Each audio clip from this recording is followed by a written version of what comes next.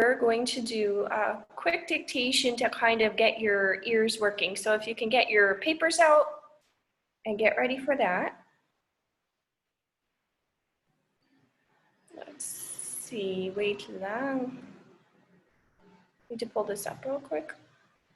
So we're going to be in A major, if I can find this screen.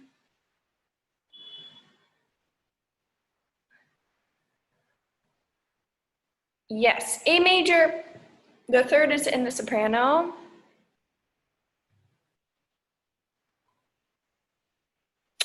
And you're going to hear about 2 measures.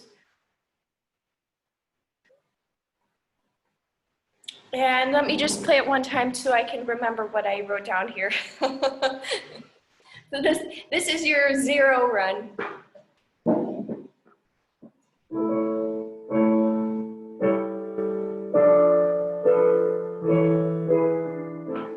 Sorry. Okay, wait, let me turn on original sound. Sana, that would help.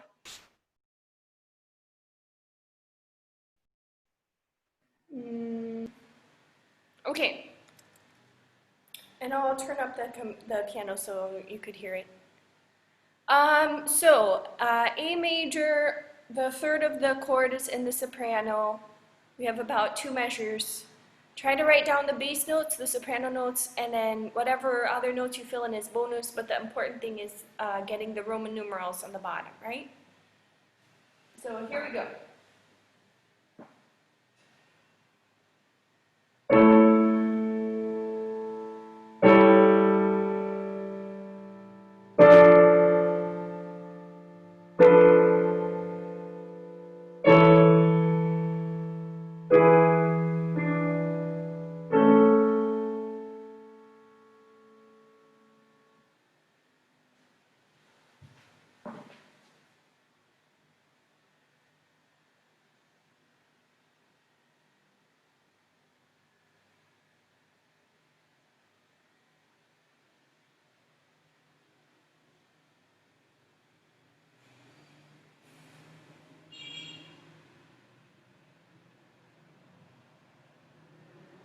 Should I play it again? Yes. Okay, here it comes, second time.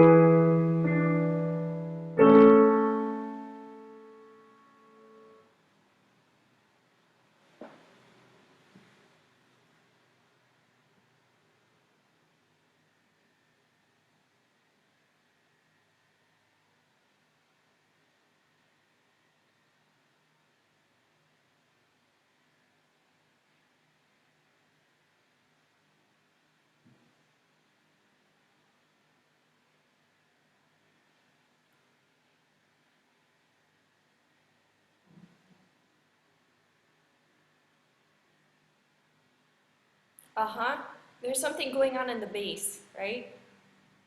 Do you see how did you hear how the bass has some altered notes?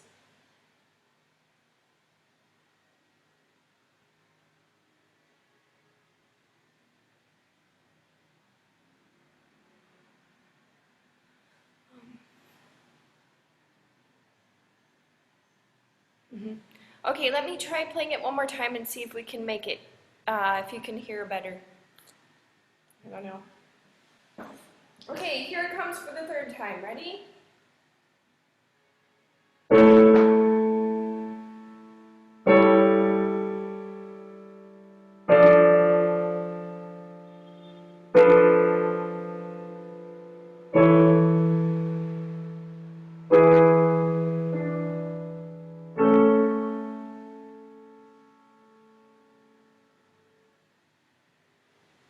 Was that any better or not really?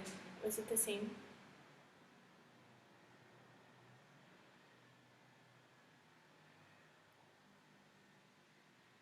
Okay, this is where I start torturing people. Ian, can you show me your screen? Wait, you can either show your screen or just hold your camera up to your screen, either way.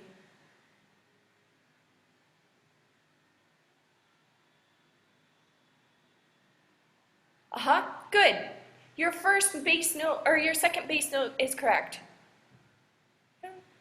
And then the third soprano note needs to change. The next bass note is the right direction, and it looks like you have the right bass note after that. Good. So what we're just missing is, if you look on the third bass note, it needs to be a little bit different. It's almost right though.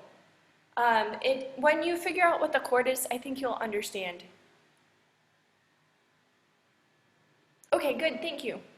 Let's see, Jennifer, can we just see your paper in passing? There you go. Almost. I can't quite see the bass, sorry. Yes. The bass is correct, and so is the soprano, except there's some things that need to be altered. There's a couple notes that need to be altered in the bass. Okay, and then of course we need the Roman numerals. The Roman numerals at the end are correct. Philip, can you show us your screen?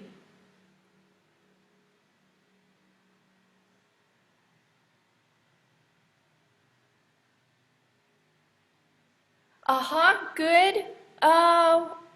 Yes, that's the second chord and the third chord have the right, looks like the right thing. It's just that, I know, the bass notes aren't right. You have the almost right markers. And actually, the second chord is a 1 something. It's just not that inversion. Listen to it again. And the ending is correct. The 5/7 going to the 1, you got that. Okay, so let's listen for what's in between. Daniel, do you have anything, or is your internet too, choppy? Dalawang chord lang po yung narinig ko. Oh. May internet problem. Okay, let's try it one more time and see if we can get it to work. Sana it would work. Okay, so listen to the distance between the first and second bass note. Think about, if we're in A major, how far would it naturally be, and then how far is it in reality when you listen.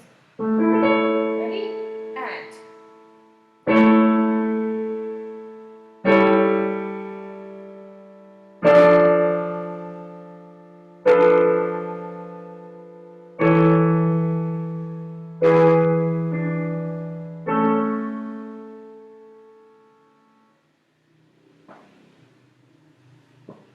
And then think about those chords, what quality they have. If they're major, minor, augmented, or diminished, right?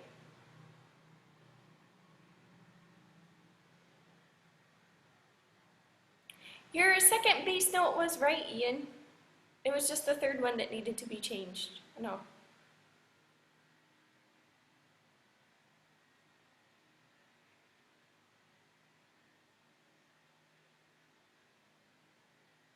Can you think of different chords that could fit there? Like chords that we've been learning about or something like that?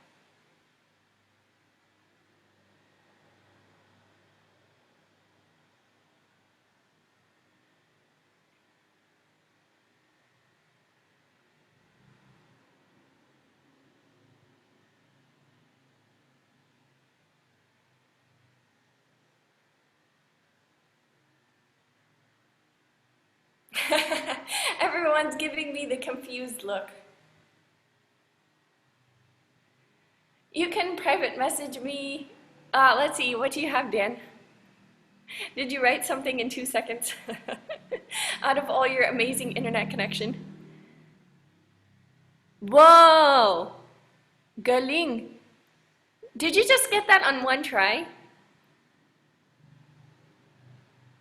Wow. Of course, he's Dan. Hello. I'm not bitter. I'm not bitter at all. Well, so different people approach composition in different ways. Some people are more analytical. And so they think what would be logical. Some people rely more on their inner hearing to hear what sounds good. Um, and the point of these exercises really is so that if you're good more on analyzing, that you'll learn how to also have some kind of internal hearing of those chords. And if you're good on hearing, then you have to work on analyzing so that you can also have that skill, because you need both. It's like, I don't know. It's like when you learn how to write, you can't just write one letter. You have to be able to learn to write other letters that are more uncomfortable somehow. That's how you grow in your skill in writing or something like that, right? Okay, should I try it one more time? Are you guys close, nearby? Okay, let's try it. Ready? Ready? And.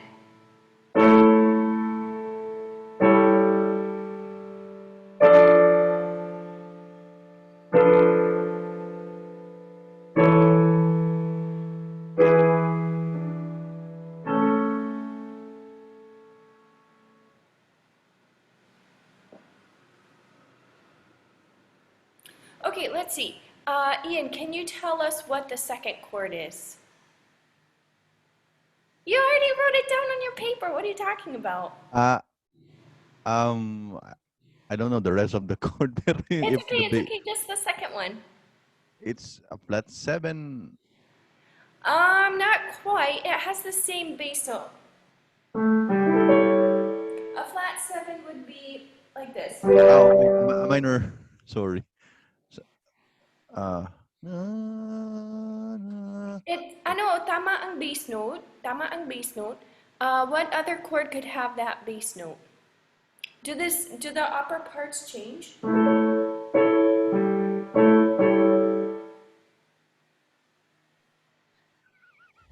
oh, it's a one with what do you call this? 1/7, It's a 1/7 chord, pero 5 of 4, 5 of 4. yes, 5 of 4. And what inversion is it in? It's in the root. Sorry, in the third. Tininin. Third inversion. Yeah, Sorry, guys. I think I might need to answer that. That might be the delivery guy. Sorry.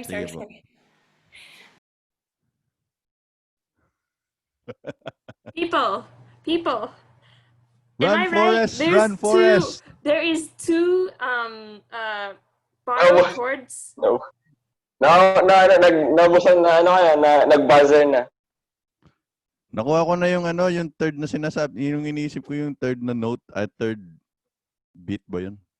For the bass. Nahula lang ako. Run, Forrest! Sorry. Joke. My bad. It was Monty. Sorry. Anyways, so the second chord was 5 of 4 in the fourth inversion, right? So it'd be, if we were to mark it with Roman numeral, we would say 1 and then a 2, right? Next to it. Okay. Who knows what the third chord was? Okay, let's give Jennifer a chance. Okay, I'm thinking that it's a borrowed chord because it's a 4/6, but it sounds minor. Correct. So it's a borrowed 4/6. Yes, a minor 4/6. Very good. Okay, and what note makes it minor?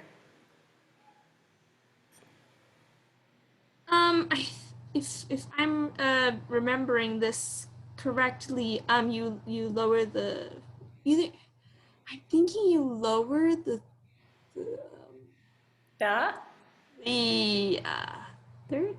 Yes, very good. Okay, so that means that our bass line so far has been A, G natural, and then F natural, right? So it's not, if we were just in A major, it would be A, G sharp, F sharp, right? So we have this nice bass line going down. So did Philip turn off his camera so he didn't have to answer our question? Joke! Joke lang. I'm just teasing. I know. Okay. So Daniel, our expert. What is the fourth chord? This is my chord invention. Your chord invention. What? Hindi ko, para siyang, based on what I hear po, parang siyang diminished to 6/4. Almost. So it's 265, right? Kasi meron siyang 7. And then it's half diminished. So it's the one that's borrowed from minor. If you notice, it has the same bass note, right, as the 4. So it's that lowered 6th scale degree, otherwise known as, like, what is it, lay, I think? In Hungarian we call it low, of course, which means hoarse. And then pagkatapos nun, the 5th chord I think is pretty straightforward, right? That's Philip, can you either chat or unmute yourself and tell us what the 5th chord was? 5th and 6th chord.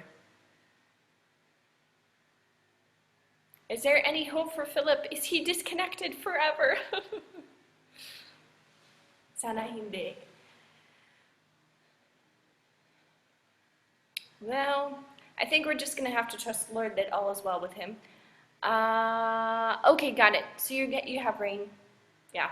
Can you tell us what the 5th and 6th chord was in the dictation? Do you have it there? I think when I saw your thing, it looked like you already had that part in. Can you just... Sorry pa, which one? Sorry. So, on the second half of the dictation before the cadence, yung dalawang chords. Dalawang chords. I got the last chord as 1. Then Uh-huh. I got 5, 7, And what was the chord before that? Did you write that 5. one? So you have the 5, 7, and then ano before that? Ha ha ha. 5. So 5, 5, 7, 1. Almost. It's also dominant, right? I see someone mouthing something. Ian, can you tell us what it is? 164. 164. Very good. Okay. So it's also kind of dominant. It has the same bass note, right? So it's easy to get kind of confused with that. Miss Sige. Amy, Uh-huh. I'm a little confused on the 4th chord. What is that? Okay, wait. Let me show you my thing. Just a second. Screen. Okay, here we go. So the 2, 4, 3 borrowed from minor. It's half diminished, right? Do you remember this chord? So it's different than the leading tone chord family because the bass note is not a half step from the next scale degree like a leading tone chord would be. It's talagang borrowed from minor. Because in minor, the 2 is a half diminished, right? So it would be, instead of being like that. So, yeah, the note that's different, just like the 4, 6, it's that 6th scale degree that's lowered, right? Right? It really has a nice color to it. I kind of like it. Anyways, does that answer your question? Yes. Okay, so you can see the final results here. I didn't write the 8, 7 passing tone here and what I have here, but I think that's pretty much what everyone got. So, yun. Good. Okay, so sana that would stretch your ability to hear the different kinds of chords. Now, I think what we're gonna do today is just kind of consolidate the things that we've been working on because we've learned a lot of chords in a short amount of time. The good thing is that they're all chords that we're kind of already familiar with in a way. We're just kind of putting them in a different context, right? So first of all, let's just look at the homework for just a minute. So one thing that's was kind of a trap for some of you on this homework was that I asked you to double the third on the 1, 6. And then when you did that, for some of you, when you went like this, when you went to the 2, right? a parallel octave in the soprano and the bass. So how do you think, besides doubling the root, that was actually a clever thing to do, pero it said specifically in the instructions to double the third. So what would be another way around this parallel octave?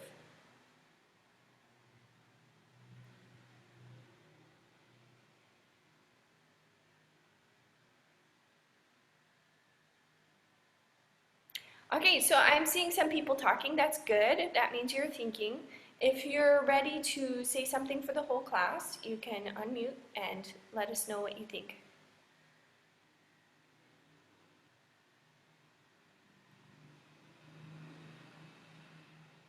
Should I just call on someone? I guess one thing, it's not really answering your question, but when I saw the D, T, I thought that meant double the tonic. Oh, sorry for that. Yeah, but actually it works in this scenario. It fixes the problem, right?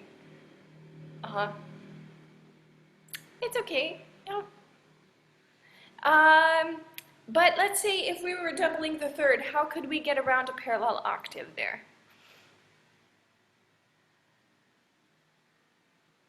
Mm-hmm. What key are we in? We're in E flat major. I think it's just there. That's okay. Sorry, I'm blind. It's okay. Fine.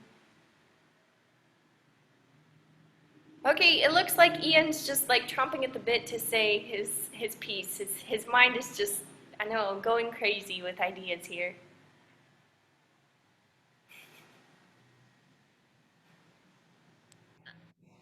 I think I've spoken too much already, but if we put the, if we're gonna double the third, which is G, then we can put the F in the tenor. F in the tenor. Uh-huh. And then you wouldn't have the E going to the F. It would be going down to the C in a contrary motion. It's already contrary motion, but So, parallel motion. so what you're saying is that instead of the E flat here, we would put the G down here. Uh-huh. I'm not sure if I'm necessarily a fan of that idea because I think that the D is actually the leading tone of E flat. So I think the D has to go to the E flat and it has to be in the alto part. Because if it's in the alto going to the soprano, then that's like a cross resolution kind of idea. So I think we have to think of the G as being up in the soprano for sure. The question is, how can we get this chord to not be a parallel octave with this chord? Right?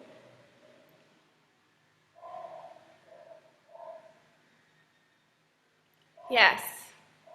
Uh-huh. So, okay, Philip is looking very mystical. Sorry, I don't know why I used the word mystical, it just seemed like the word to say. It's okay, don't worry. I'm overanalyzing your faces because that's all I can see. Don't worry about it. You're not doing anything weird or terrible. Daniel looks super serious though. Okay. You all look totally baffled. It actually has a very simple solution. I promise. Do we double something other than the root of the two? Nope. Come on, guys, just keep guessing. We'll get it someday. It's really simple, I'm telling you. It's not that hard. We changed the chords. Change the chords. All you have to do, okay, unless someone's just dying to say what's in their mind because they know what it should be. Well, can we put are we analyzing the 1/6, right? Uh-huh. Can we put that instead of doubling that E flat, can we put the other one to tenor, G? So one problem with that is that if the G is down in the tenor, then the D, which is the leading tone, is going to be resolved in the soprano from the alto to the soprano. So that's considered a cross resolution. So we can't let the alto note be anything other than the E flat. So that means that the soprano can only be E flat or G. And it was specifically mentioned in the exercise when I was looking in the book to put the G up here, and you have to double the third. So we have to put the G on the top. So we have a parallel octave then between the G and the F. So what's one way that we could get around that?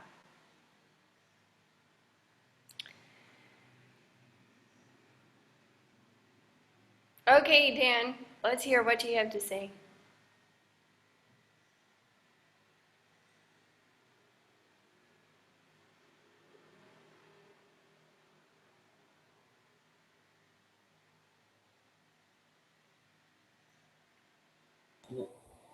Double the third of minor 2.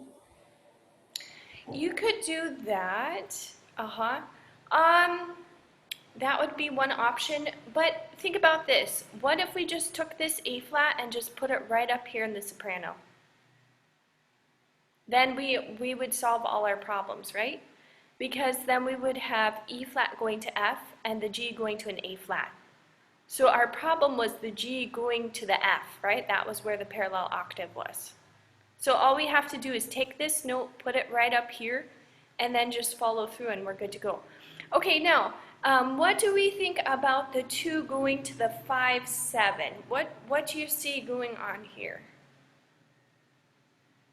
Does anything like strike you when you look at it? Okay, so let me play what we have so far.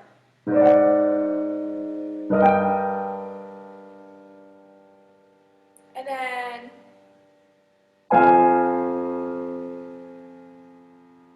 right, like that. Now we could go like this. Or one problem with that is, let's see.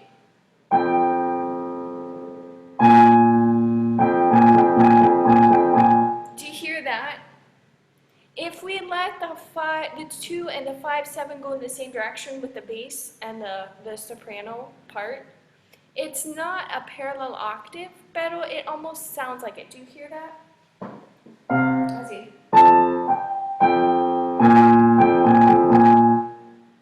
So, how do you think we could get around that?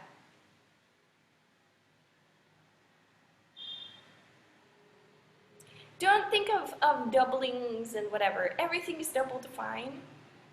Think in terms of what the big picture is. How do we usually solve a problem between a predominant and a dominant when we have parallel octave issues or stuff like that? Contrary motion stuff. Yes, very good. Okay, so in this case, what would help it feel like it's not going all in the same direction, especially between the 2 and the 5, that's very important, would be just some contrary motion. You don't have to keep the common tone, right? That's the one scenario where it's okay. Between the 4 and the 7, same thing, right? It's tempting to keep the common tone, but it's okay. You can just, I know, the important thing is the contrary motion, especially between the outer voices, right? So, don't forget, we've done so many complicated things with part writing. You guys are getting more and more magaling. But don't forget, please, contrary motion is still one of the part writing rules, especially between the predominant and the dominant. That's where it really comes into play the most. Okay, so let's do a little practice here really quick. First of all, what are the chords that we've learned so far that we can borrow from minor? Let's see, you can just put, I want you all to put at least one in the chat that you remember so that we're not all unmuting at the same time. 5, 4, 3. Okay, I see. Neapolitan 6. Good. Anyone else? Everyone else. Minor 4, flat 6, flat 7. Very good. Okay, there's one chord that's still missing. What other chord is there that could be borrowed from minor? Ian or Philip, this is your chance. We just talked about it, kanina. It was in the dictation. After the minor 4/6.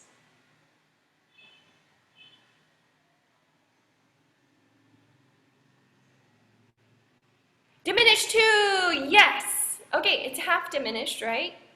It's not fully diminished, but that's the idea. Okay, good. So let's just look at our little diagram here quickly to make sure we're all on the same page.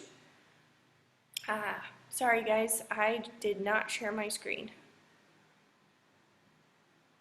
Here we go. So we have these two, or actually three minor predominants, right? That we borrow from minor. First is the minor 4, then the half diminished 2/7, which they both have that lowered note, that's the 6th scale degree, right? And then of course we have the Neapolitan 6, that's also borrowed from minor, it's a predominant. And then the flat 6 and the flat 7. Okay, so now we're going to look at a couple examples of those. And let me say one more thing about the minor predominants. Do you see how they have this one note, this flat 6? That's going to be important because one thing you want to remember is that tendency tones don't just go up, they can also go down, right? Like for instance, the 7 of a chord. A 7 of a chord goes down, whereas the 7th scale degree, which is the leading tone, goes up. So this is like a uniquely predominant kind of thing, where you can have this 6th scale degree that instead of being a leading tone pointing up to the important note, it's a scale degree that's pointing down towards the important note. So in this case, what would a flat 6 point to downwards? What's the next scale degree going down? 5. Okay, good. And so this is why it's unique to the predominant, because it's this, you could almost say anti-leading tone or negative leading tone going down instead of a leading tone going up. It's this, and tomorrow we're going to learn a new chord that kind of uses that idea. Only it's a little bit more complex, right? So this is kind of the jumping off point where we're going to go towards that. Yes, you have a question, Jennifer. Just wondering, under what circumstances would we choose to use minor predominant as opposed to just a normal predominant? Good question. I think it's kind of like, this is a vague answer, but I'll try to be more specific. It's kind of like adding salt to a soup.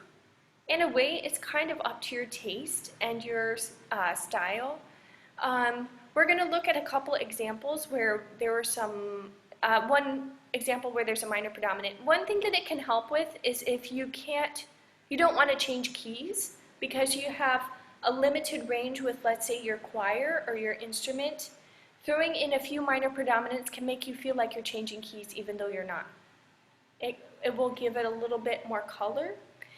It's also, I like using minor 4 in an amen cadence at the end of my piece, actually. For me, it makes it feel more, I don't know, cool somehow. I enjoy it. And it's also a way to add some of the color of minor into major so that it's not just a monotonous kind of sound. Kind of expand your palette a little bit. But it's kind of like adding seaweed to a dish where if you add too much, then it's kind of too spicy already. It has to be in the right context. So yeah, okay, that didn't really completely answer your question, did it? You can kind of insert it where you would normally use a predominant.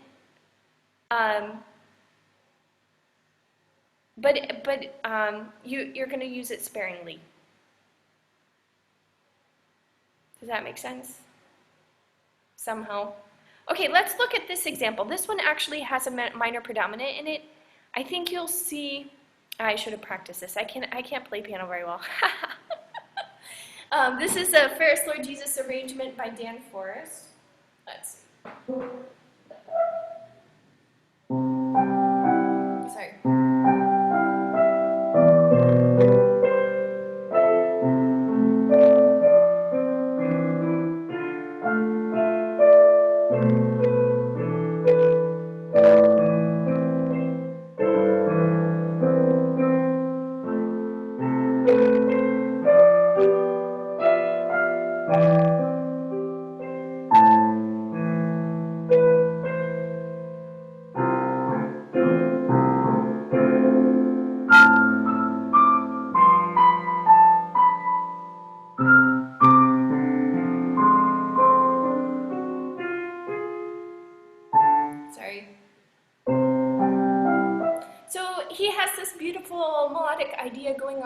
then where does the minor predominant come in? Let me try playing the part again, sorry.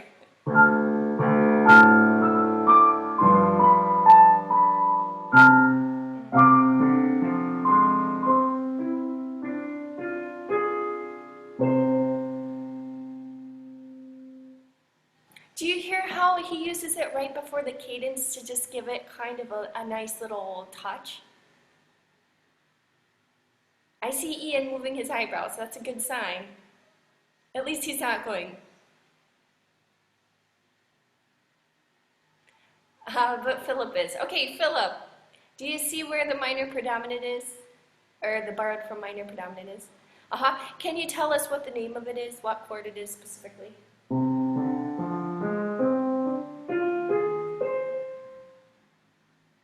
Minor 4. Almost. If it was minor 4, I see the D. I see it. I thought it's just an minor. Minor to 7.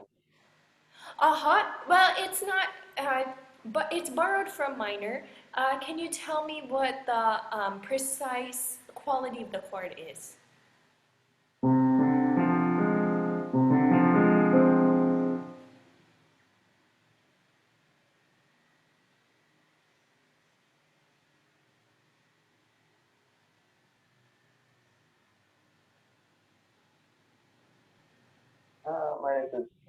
Minor to diminish.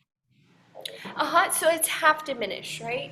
Because between the D and the C, we have a minor 7 instead of a diminished 7. That's what it would be if it was fully diminished. And that's what it is when it's half diminished. And what inversion is it in? Is it in root position?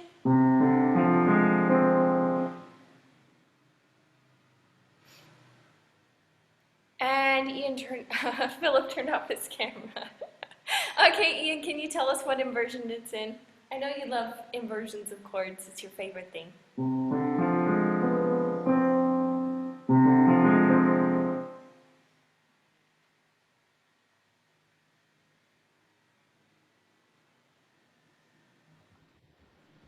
It's in the third inversion? Or flat Okay, so the bass note is actually the 7th, right? So it's 2, 2, right? 2 half diminished 2 borrowed from minor, right? So if you get the chance, you should get Mom Rachel to play this arrangement for you because it's really beautiful. I actually hear my ate practicing it sometimes. But the point is that you see how he didn't use a bunch of minor predominants, but just adding it right before bringing the tonic back acts almost like an amen cadence kind of feel where you have the predominant and then the tonic. And it just gives it a nice sound. Okay, let's see. I think I'm going to skip this one. I kind of like this one. This is a Joan Pinkston arrangement. Let's see. Maybe Jennifer's already played it. I don't know.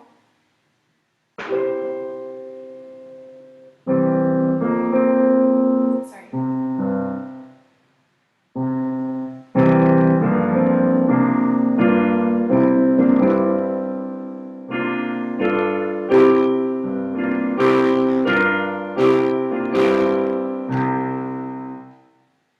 Okay, so is this one a minor predominant also?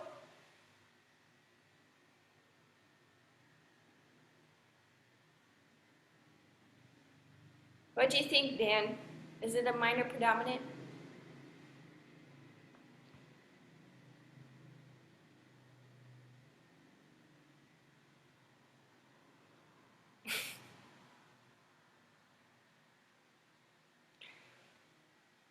Dan.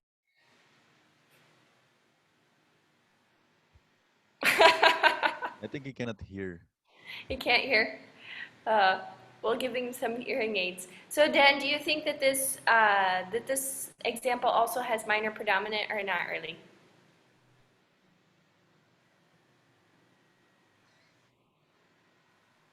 Yeah.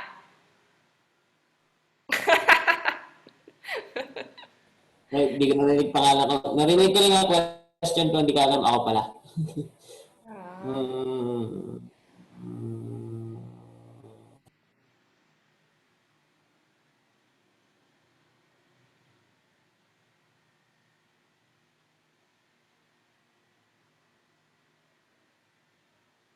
Okay, Ian. Meron ba? Oh, Dan already has an idea. Ano Dan? Alam mo na? Parang third measure doon sa part na yun. Tama ba? Is that a minor predominant? Minor predominant. So, Minor what? di ko makakita yung notes. Is it A? Ano boy? Pass na pass. Here, wait. I'm trying to make it large screen. Can you see it now? Oh, yun. Yay!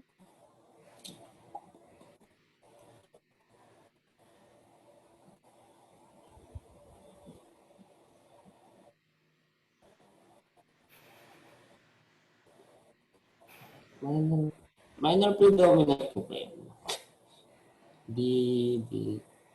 Yes. Third measure, is that flat 7 po ba yan? No. Is that a predominant? Predominant. Predominant. It's not a predominant if it's a flat 7, right? Yay! Okay, good. So this Someone one, give Dan coffee. it's actually not a predominant. It's just a borrowed from minor chord. You got it right. It is a flat 7. Okay, so in this context, what is the flat 7 doing? So let's listen to it one more time now that you can actually see the notes. Sana, I could actually play the notes also. Let's see.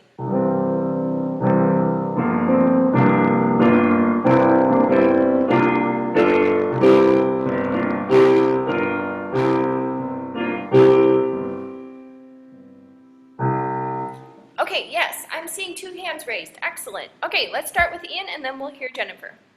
It's more, sa akin po, not more of a theory something. It's more of the sound.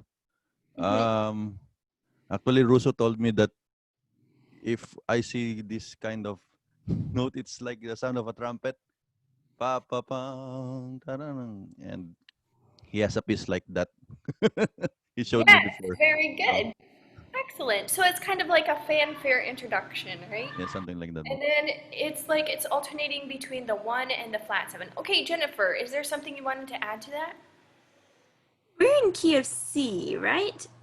So my only thing is, if we're gonna call that a flat 7, isn't that more of like a minor 5/7 since we have a G in the bass? Yeah, So you could it's- see that. Uh-huh. So it's not really like even when you listen to it, all you hear is do sol do sol do. Uh-huh. Uh-huh. So I don't know. I think I would call it a minor 5. Uh-huh. Because you have that soul in the bass. Good. Okay. So it's kind of an extension of the flat 7 to have the minor 5 7, right? Good. And that's also borrowed from the minor. If you think about it, in major, the 5 is naturally major because you don't have to raise the leading tone artificially, if that makes sense, right? So in minor, it would be, right? That would be the chord. It would be a minor triad plus a minor 7. So they're kind of playing with that sound. It's very clever, actually. But it's more for an effect. It's not necessarily like this part leads to this part and then leads to that part, right? It's more like alternating somehow between the 2 chords to create an effect. And then if you look on the next part of the arrangement, actually there's actual part writing. Let's see, on the Mighty Fortress, when the melody actually comes in, because, you know, there's different traditions on how the different chords are in that part.